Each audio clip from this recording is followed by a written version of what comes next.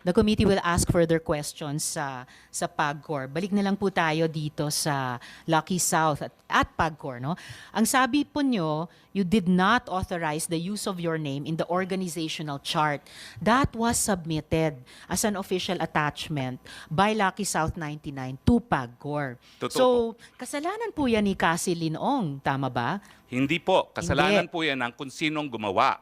Sino Dahil ang wala gumawa? naman pong establishment. Gumawa po niyan Lucky South. Yes. Dahil sila po nag-a-apply. Na si Cassie Linong ang isang ano doon. Wala po ang pa boss tayong doon. ebidensya na nagpapakita kung sino nag-submit talaga ng mga dokumento, but PAGCOR can confirm kung sino talaga nag-submit ng mga dokumentong yan. Okay, we will ask PAGCOR that again later. We asked them before. Basta ang malinaw po sa komite ay yung organizational chart na yan na may drawing, may box, na legal, na nandun yung pangalan nyo, was one of the official attachments sa submissions ng Lucky South 99 sa PAGCOR.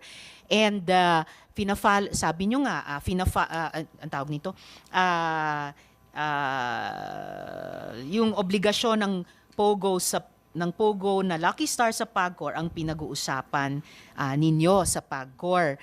So, due diligence, bilang abogado, dun sa mga diskusyong iyon, alam nyo kung ano yung mga dokumentong sinumite, alam nyo yung mga official attachments na nakalagay doon. Did you confront Cassie Linong about this? Or kinasuhan nyo ba siya na kung bakit nandun yung pangalan nyo sa organizational chart? Madam, nagagalit po kayo dahil sinasabi nyo, binibigay ko ng mga salita ang inyong bibig. Pero right now, Hindi you naman already ako assume... nagagalit. Sinasabi ko lang wag niyong gawin Oo, yun. pero ngayon po, sinabi nyo, you again insinuated that I had anything to do with the document. Ayan nga po sinasabi ko. As far as I know po... Attorney, please stop using that offensive verb insinuating. I am a very plain speaker. Okay, I'm sorry.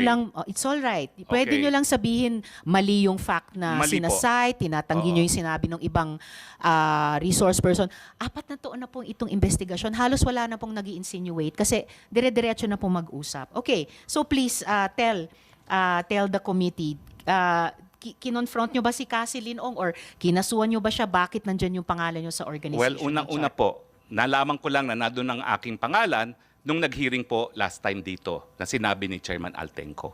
Pero bilang abogado and naging professor ng constitutional law, I'm familiar with the rules of the Senate. And the Senate says that in proving facts, the rules of court apply in the suppletory character. I don't need to argue with you about Opo, that, attorney. pero But you ang don't need sinasabi to, ko lang po- excuse me, sandali po. You don't need to tell the committee what the rules of the Senate Well, are. I'm just Please citing just po. answer our question. You don't My need to answer cite, po it's not is necessary. that document is only evidence of its existence. Pero para patunayan po yung katotohanan na nakalasaad sa dokumentong yan, dapat meron pong testigo na nakakita ng ginawa yung dokumentong yan, o di naman kaya testigo ng gumawa ng dokumentong yan, o di naman kaya yung testigo na pumirma ng dokumentong yan. Actually, Pag as wala I po said yan, earlier, hindi po siya po No, pwede. excuse Ma'am, me. excuse me No, kasi... no, excuse me, Attorney Roque. I'm sorry, madam, but I am a Yes, it's all resource right. person invited. Yes, you are. I Wait, was wait. asked Let me to finish. answer. Yes, you Hindi ko po already answered in maintindihan, excess. Kapag gusto niyo Sandali akong po. tumigil, papatigil niyo kapag ako nag-explain. Yes. I thought we were engaged in the Attorney. search for the truth. Oh, definitely we are. Attorney Roque, what I am Chair, saying, Madam yes, and Chair. Sherwin. Attorney Roque, please be reminded to respect the chairperson. I'm very respectful, Madam Chair. Paano respectful na nagsasalita siya, sinasabayan mo siya? I apologize, Senator Gatchalian. One more, I and apologize. I will cite you in contempt. And if you disrespect the chairperson, we'll be compelled to cite you in contempt. I understand and I apologize. Huwag mo naman Your Honor. sabayan siya, nagsasalita siya. Siya ang chairperson. Okay, Your Honor. I understand. I apologize. Salamat, Sen Sherwin. At salamat, Attorney Roque, sa apology niyo kay Sen Sherwin.